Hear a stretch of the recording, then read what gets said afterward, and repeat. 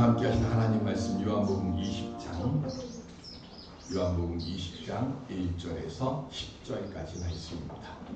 요한복음 20장 1절에서 10절.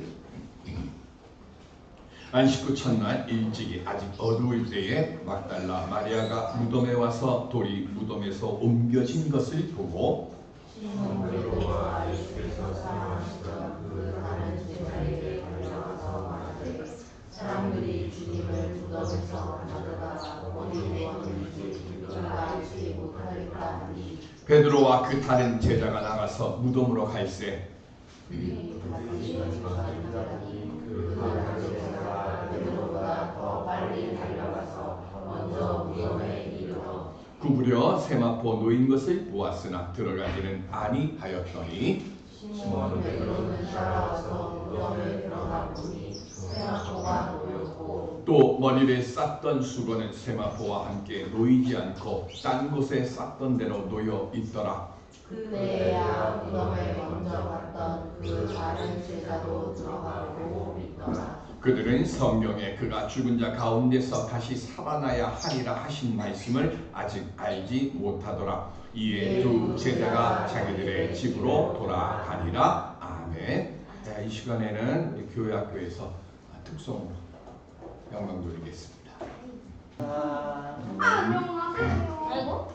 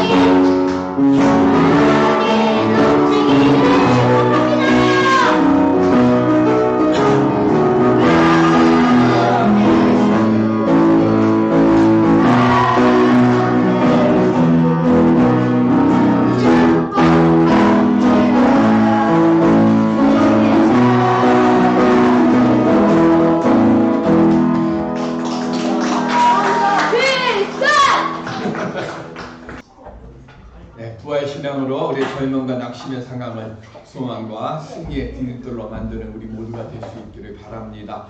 처음 제주도에서 농사를 시작한 사람들은요, 돌 때문에 고생이 많았죠. 특별히 제주도 하면 돌이 많고 그리고 바람이 많지요. 그 많은 돌짝밥들을 개간을 하려고 하다 보니까 여기는 좀 농사 짓기 참 괜찮겠다 싶어서 땅을 파면 어김없이 조금만 땅 파니까 그 안에 또 역시 돌들이 만들어 나오는 거죠. 그래서 그 화산석들을 모아가지고 따로 모아하면서 농사를 지으려고 밭둑을 쌓기 시작을 합니다. 그래서 처음 생각에는 구멍이 숭숭 뚫려 있으니까 이건 안 되겠다 싶어서 그 숭숭 뚫린 돌들을 구멍을 다 메꿔가지고 그 처음에 돌담을 쌓을 때만 해도 이 정도면 100년도 끄떡없겠다 싶었는데 자고 일어나서 보니까 돌담이 다 무너져 내린 거예요. 이유가 뭔가 그랬더니 제주도 바람 때문에. 그래서 이거 너무 높이 쌓아서 그랬나 보다 해갖고 처음에 쌓던 거에 한 반 정도의 높이로 쌓았습니다. 그랬더니 또 역시 바람이 부니까 또 다 무너진 거예요. 왜 그럴까 하고 이유를 생각하다가 답을 얻어냈습니다. 그래서 그 전에는 돌을 다 구멍을 다 막고서 자기들 생각할 때 이게 튼튼하다 생각해서 그렇게 쌓았던 것을 다 버리고요. 그냥 구멍이 숭숭숭 뚫려 있는 채로 돌담을 쌓았습니다. 그랬더니 이전보다 더 세고 강한 바람이 불어도 돌담이 끄떡하지 않고 서 있는 거예요. 이유가 뭘까요? 바람이 센 바람들이 저 멀리 바다에서부터 오는 그 강한 바람들이 숭숭숭 뚫려 있는 구멍 사이로 지나가면서 돌담은 끄떡 안 하고 그대로 있게 되더라는 거죠. 기독교에 대해서 비판하는 사람들이 사도신조를 이야기하면서 이렇게 얘기를 합니다. 한마디로 예수라는 분은 이상하게 태어나서 황당하게 죽고 요상하게 다시 살았다. 이게 기독교 교리다. 분명히 교리에 대해서는요, 이해 안 되는 게 많습니다. 목사를 하고 있는 저도요, 그 교리에 대해서 뭐 설명하라고 하면 이건 어떻게 설명해? 라고 황당해 할 수 있는 것들이 참 많습니다. 그래서 저희 같은 경우는 삼위일체 그거 하나만 가지고도 한 학기 1년 동안 그것만 가지고 해도 설명하기가 참 어려운 게 우리 기독교 교리들입니다. 그래서 그런 모습들을 보고 영국 언론가인 체스터턴이라고 하는 사람이 이런 말을 했는데 제가 감탄한 말을 했습니다. 뭐라고 얘기를 했는가? 천국을 머리에 집어넣으려고 하지 마라. 머리 터진다. 차라리 그 천국에 당신의 머리를 집어넣으려고 하라. 믿음이라고 하는 거는요, 이해하는 종교, 특별히 우리 기독교는 이해하는 종교가 아닙니다. 알고 믿는 종교가 아니라는 거예요. 믿고 가다 보면 아 하고 이해되는 종교, 그게 우리 기독교입니다.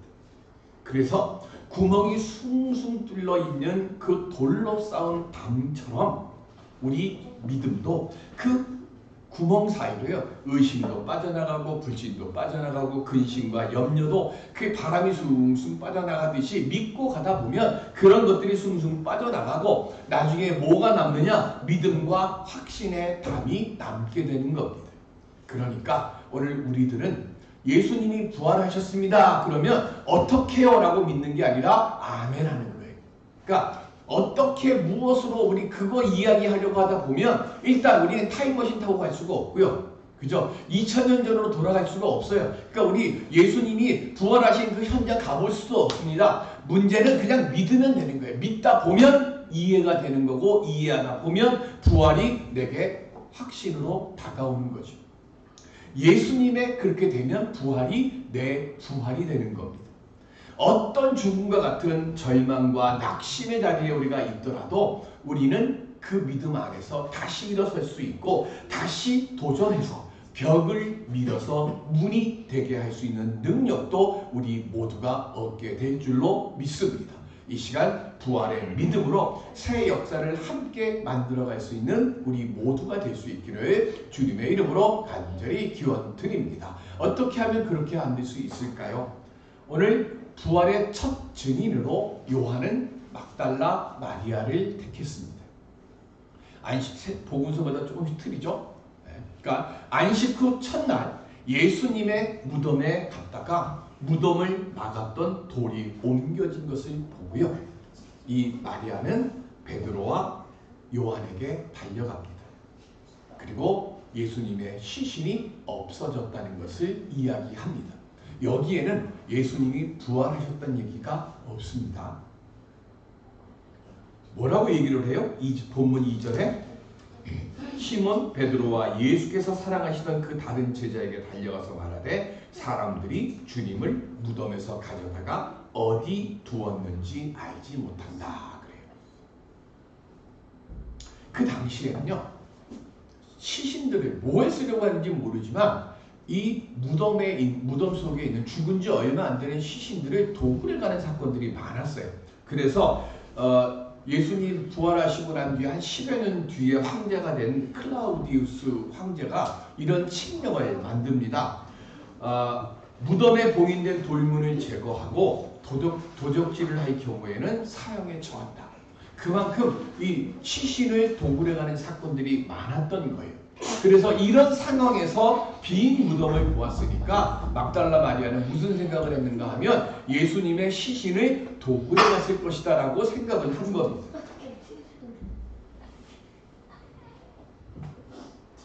우리는 알죠? 예수님은 여러 번 부활하실 것을 말씀하셨어요. 그런데 제자들은 이해하지 못했고 알지 못했어요. 그죠? 알지 못했으니까 믿지 못한 거예요. 거기다가 막달라 마리아는 뭘 경험한 사람이죠? 자기 오라비 나사로가 죽은 지 무덤에 들어간 지 4일이 지난 뒤에 붕대 칭칭 감고 있는 상태로 예수님께서 뭐 했어요? 나사로야 나오너라 그래가지고 무덤에 들어간 지 4일 후에 시신도 조금씩 썩어가는 그 상황에서 나사로가 걸어 나오는 사건을 경험했어요. 그럼에도 불구하고 지금 마리아는 뭘 믿지 못하는 거예요? 예수님의 부활에 대해서 믿지 못하는 거예요. 예수님의 부활을 마리아는 못 믿는다 치더라도 예수님이 최후의 만찬을 하시고 난 뒤에 겟세마네 동산에 올라가시기 전에 이렇게 말씀을 하시죠. 마태복음 26장 32절 시작. 그러나 내가 살아난 후에 너희보다 먼저 갈릴리로 가리라. 뭐 하신 거예요? 내가 죽을 거고 내가 살아날 거야. 그런데 너희들보다 먼저 내가 갈릴리에 가 있을 거야 라고 분명히 부활에 대해서 말씀을 하셨어요. 그런데 제자들이 다 어떻게 했어요? 아무도 믿지 않았어요. 마르다가 가서 예수님이 시신이 없어졌습니다 하는 이야기를 하니까 베드로하고 요한이 같이 듣고 같이 달려가기 시작합니다. 그런데 같이 달려가는데 아무래도 젊은 요한이 좀 더 빨리 도착을 했나 봐요. 그래서 5절에 보면 무덤 안을 쳐다보는데 세마포 놓인 것이 보였어요. 그리고는 무덤 안으로 들어가지는 않았습니다. 그 뒤에 베드로가 오니까 베드로가 안에 들어갔습니다. 들어갔더니 7절에 보면 머리를 쌌던 수건 그리고 세마포가 함께 놓이지 않고 딴 곳에 쌌던 대로 놓여있더라 이렇게 되어 있습니다. 5절하고 7절에 놓였다 놓여있더라가 3번 나옵니다. 여기 이 놓여있다라고 하는 이 말의 원뜻이 뭐냐면요, 감다예요.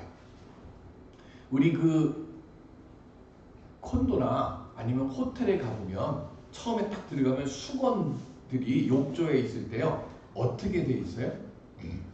돌돌돌 말아가지고 이렇게 탁 해놓잖아요. 여기 놓여있다 뜻이 원뜻이 그거예요. 그러니까 깨끗하게 정돈해서 돌돌돌 말아가지고 마치 새 것처럼 그렇게 딱 되어 있더라는 거예요. 이걸 왜 써놨을까요? 무덤이 비어있기 때문에 써놨을까요? 도구를 해나가게 되면 둘 중에 하나죠. 시신에 감쌌던 세마포나 그리고 둘러서 썼던 수건을 팽개쳐버리거나 아니면 도구의 흔적을 없애기 위해서 다 가져가거나 둘 중에 하나죠. 그런데 이 세마포하고 수건이 돌돌 잘 정돈되어 있더라 하는 얘기는 뭐냐면 도굴에 간 것이 아니라는 거예요. 문제는 요한도 믿지 않았어요. 8절에 보면 요한이 믿었더라 이렇게 되어 있는데요. 뭘 믿었는가? 아, 예수님의 시신이 없구나. 그걸 믿었던 것이 예수님이 부활하셨다는 그 사실을 믿었다는 게 아니에요. 그러면 빈 무덤에 대해서 왜 이렇게 요한은 써놨을까요? 빈 무덤의 의미가 뭘까요? 우리 이집트 하면 뭐가 생각나죠? 피라미드죠. 피라미드 안에 뭐 있어요? 미라가 있어요. 미라만 있습니까? 별 회계망측한 금은 모화들이 다 있죠. 경주에 내려가면 대능원이라고 있습니다. 저는 경주 뭐 보러 가요? 그러면 그냥 가서 보면 생각해 보니까 무덤 보러 가는 거예요. 그죠? 대능원. 그 대능원의 천마총. 뭐 이렇게 무덤, 여기 서삼릉, 서원도 다 뭐예요? 무덤이고, 태릉도 무덤이고. 그냥 맨날 가는 게 홍릉도 무덤, 정릉도 무덤. 제가 국민학교 때 소풍 가면 맨날 무덤만 간 것 같아요. 서삼릉, 서원릉, 정릉, 홍릉. 그리고 지금 이런 말하면 혼나지만 옛날에 제 어렸을 때만 해도 창경원, 그죠? 창경원에 그 나채팅보러 많이 갔잖아요. 이제는 못 가죠. 없어졌잖아요. 나채팅 혹시 알아요? 김전진 집사? 나이트 체리팅, 반복 콩놀이. 창경원에 벚꽃이 그렇게 많아가지고 저희 어릴 때만 해도 칠성사이다 하고 김밥하고 새우깡 들고 맨날 그 벚꽃 구경하러 갔습니다. 사람들 엄청 많아서 거기서 몇 번 잃어버려갖고 저희 집까지 제가 혼자 제 기억에 7살 때 창경원에서 길이 엄마 놓쳐가지고 집에까지 걸어갔었어요.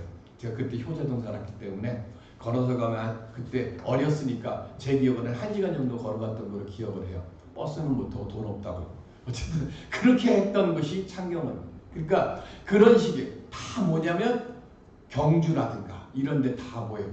능입니다. 왜 이렇게 능을 크게 만들어놨죠?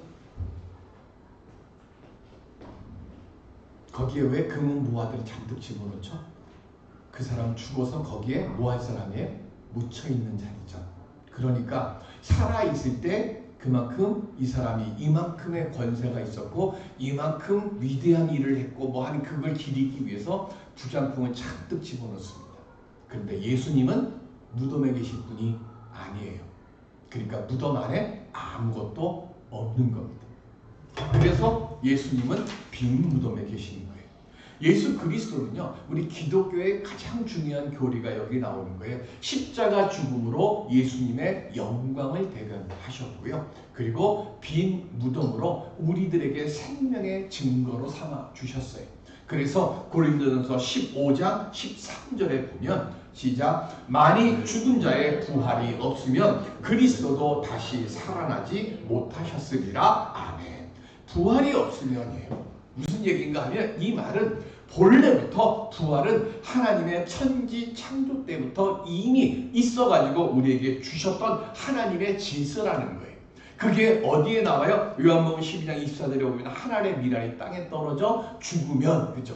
많은 결실을 맺으리라. 이미 자연의 법칙이에요. 죽으면 더 많은 것을 얻을 수 있도록 하나님께서 창조 질서 속에 그거를 집어넣으신 거예요. 그러니까 예수 그리스도는 그걸 통해서 뭘 하신 거예요? 고린도서 15장 20절에 보면 부활의 첫 열매가 되셨다고 그랬어요. 첫 열매가 되셨다는 그 이야기는 앞으로 제2, 제3, 제4의 열매들이 계속해서 맺혀지고 만들어질 것인 것이고 우리도 그래서 뭐 하는 거예요? 부활의 은혜를 얻게 되어진다는 것을 말씀하는 겁니다. 그러니까 우리도 다 뭐예요? 빈 무덤의 사람이 된다는 겁니다. 로마서 6장 4절에 보면 시작, 그러므로 우리가 그의 죽으심과 합하여 세례를 받음으로 그와 함께 장사되었나니 이는 아버지의 영광으로 말미암아 그리스도를 죽은 자 가운데서 살리심과 같이 우리로 또한 새 생명 가운데서 행하게 하려 함이라. 아멘. 우리가 다시 살아나기 위해서 반드시 해야 될 전제 조건이 뭐예요? 세례입니다. 세례가 왜 중요합니까? 세례는 첫 번째 죄 씻김을 받습니다. 죄 씻김을 받음을 통해서 뭐가 됩니까? 세례를 통해서 죽을 수밖에 없는 우리 죄가 씻겨나가게 되고 그래서 이전에 내가 죽게 됩니다. 이전에 내가 죽어야 오늘 6장 4절에 나오는 것처럼 세례를 받음으로 그와 함께 장사되는 거예요. 장사되면 그 다음 뭐예요? 한 아버지의 영광으로 말미암아 그리스도를 죽은 자 가운데서 살리신 그것 속에 뭐가 되느냐? 합하여지는 거예요. 연합하게 되는 거예요. 예수 그리스도와 연합하는 것. 그게 세례의 두 번째 의미입니다. 세례를 통해 이전에 내가 죽고 그리스도의 부활을 통해 우리도 부활의 역사를 얻을 수 있게 된 거죠. 예수를 믿음으로. 그래서 우리 영혼은 죽지 않고 살아서 장차는 예수 그리스도의 재림 때에 우리 몸도 살아날 수 있게 되는 겁니다. 그러므로 우리들은 더 이상 무덤에 머무를 존재가 아닙니다. 지금은 비록 육신의 죽음으로 무덤에 누울 수 있어요. 회당장 야이로의 딸이 죽고 난 뒤에 예수님이 슬피 우는 그들에게 들어가시면서 뭐라 그러셨어요? 이 아이가 죽은 것이 아니라 뭐 하는 거라 그랬어요? 자는 것이다 그랬잖아요. 우리들은 예수님이 천지 진동하는 나팔 소리와 함께 재림하실 때 우리도 잠에서 깨어나서 주님과 함께 영생의 그 노래를 부르며 거기 가는 거예요. 그 시작이 뭐로부터 시작된 거예요? 부활로부터 시작되는 겁니다. 하나님께서 노예 생활을 하던 백성들의 그 부르짖는 소리를 들으시고 모세를 통해서 애굽에서 끄집어내 주시죠. 뭐 하려고요? 뭐 하려고 끄집어내셨죠? 모세가 바로에게 가서 뭘 얘기합니까? 하나님께 예배 드리기 위해서예요. 그 이야기는 다른 말로 이야기하면 자유인이 되도록 하나님께서 출애굽시켜 주신 거예요. 그래서 출애굽한 지 석 달이 지난 뒤에 시내산 앞에 섰습니다. 그리고 하나님의 복의 계명들을 받게 되는데 그때 이스라엘 백성들이 자유인이었나요? 온전히 해방받은 사람들이었을까요? 원래 애굽 이쪽서부터 해가지고요 가나안 땅으로 가는 길이요 원래는 크게 두 길이 있어요. 하나는 족장로라고 하는 길이 있고요 하나는 왕의 대로라고 하는 길이 있어요. 그런데 이건 제가 장로 임직할 때 제가 드렸던 설교 말씀 속에 나오는 얘기예요. 그런데 이 왕의 대로를 다른 말로 이야기하면 대상로라고 합니다. 대상들이 지나가는 길이에요. 그리고 그 길을 다른 말로 이야기할 때 블레셋의 길이라고도 합니다. 그 길에는요 먹을 게 많고요 물이 풍부해요. 그리고 그 길 찾는 게 어렵지도 않아요. 그리고 험하지도 않아요. 왜? 대상들이 맨날 다니는 길이기 때문에요. 조금만 주의를 기울이면 이 블레셋의 길을 쉽게 찾을 수 있어요. 그런데 하나님께서요. 그 먹을 것도 많고 물도 풍부한 블레셋의 길로 이 백성들을 인도한 게 아니라 남쪽으로 내려가게 해가지고 어디로 가게 했어요? 광야의 길로 가게 만드십니다. 이거 진짜 죽음의 길 같은 거예요. 그러면 하나님이 왜 블레셋의 길을 뻔히 내버려 두고 왜 죽음의 땅과 같은 광야로 이스라엘 백성들을 내몰게 하셨을까요? 힘들고 거칠고 물도 양식도 부족한 그 길을 지나가면서요. 하나님을 믿고 계속 따라가다 보면 반드시 크고 놀라운 일들을 경험할 수 있음을 믿게 하시려고. 왜? 앞으로 가나안 땅에 들어가면 정말로 하나님을 믿고 의지해야만 살아갈 일들이 많기 때문에 그 하나님의 백성을 만드시기 위해서 일부러 광야길로 몰아가신 거예요. 하나님의 거룩한 은총을 얻기 위해서는 내가 죽고 내가 변화되어야 하기 때문에 그랬습니다. 고속도로나 아니면 자동차 전용도로에 가다 보면 맨 끄트머리에 길이 하나 있어요. 무슨 길이 있죠? 운전하는 분들. 갓길이죠. 갓길. 그 갓길이 뭐예요? 진짜로 급한 일이 있을 때 비상 라이트 켜고 잠깐 뭐 하고 아니면 사고 나가면 치우고 하는 진짜 뭐예요? 사이드 길이에요. 갓길. 근데 이 갓길이요. 발음이 똑같아. G-O-D. 그 우리 뭐로 발음해요? 똑같죠. 갓길. 시련과 역경을 만나면 우리는 인생의 갓길에 내몰리게 됩니다. 그런데 그때 주만 바라보고 주만 의지하게 되면 그 인생의 갓길이 하나님의 길, 즉 복의 갓길로 변하는 거죠. 주님은 우리를 통해 우리에게 이스라엘 백성들에게 그것을 알게 하시기 위해서 광야길로 내보신 거예요. 그리고 오늘을 사는 우리들에게도 삶에 지치고 힘들고 어려운 일을 만날 때 그때 하나님의 길, 복의 갓길을 발견할 수 있는 믿음의 눈이 열려지라고 우리에게 때로는 시련을 주시고 때로는 역경을 주시고 때로는 바울처럼 가시를 내 몸속에 심어 넣으실 때도 있습니다. 그때 포기하지 않고 주를 바라볼 때 그때 그 믿음이 부활 신앙이고 그 믿음을 가질 때 그때 우리는 빈 무덤의 삶을 살아갈 수 있게 되어지는 겁니다. 제가 작년부터 내 인생의 말씀을 제발 갖자 이 말씀을 드리고 있어요. 올해 부활주일을 맞아서 제가 또 인생의 말씀을 하려고 합니다. 미국의 한 청년이 오래도록 질병을 고생을 하면서 내가 과연 이 침상에서 일어날 수 있을까 고민하고 염려하고 근심하던 중에 이 병상에서 자기 자신을 지켜줄 말씀을 한 말씀을 찾습니다. 그리고 그 말씀을 붙잡았습니다. 우리가 너무 잘 아는 말씀이에요. 사랑하는 자여 내 영혼이 잘됨같이 그 다음 뭐죠? 올려줘요. 시작. 사랑하는 자여 내 영혼이 잘됨같이 내가 범사에 잘되고 강건하기를 내가 간구하노라. 요삼 2절에 있는 말씀이죠.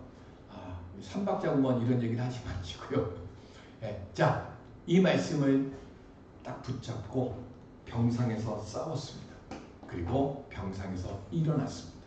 그리고 이분이 대학과 그리고 자기 이름으로 된 병원들을 여러 개 만듭니다. 오랄 로버츠 목사라는 분입니다. 그리고 우리나라도 있죠. 한국전쟁 때 폐병에 걸렸던 그 조영기 목사가 살아날 때 붙잡아 줬던 이 말씀도 이 말씀입니다. 사람을 변화시키는 거예요. 많은 말이나 좋은 이론 이게 아닙니다.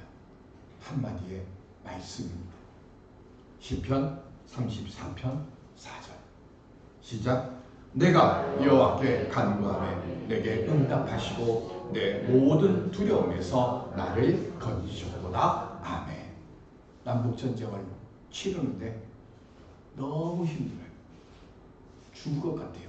쉬지도 못해요. 잠도 못 자요. 그때 성경을 딱 펼쳤습니다. 이 말씀이 눈에 들어왔습니다. 그리고 이 말씀을 붙잡고 기도했고 전쟁에서 이겼습니다.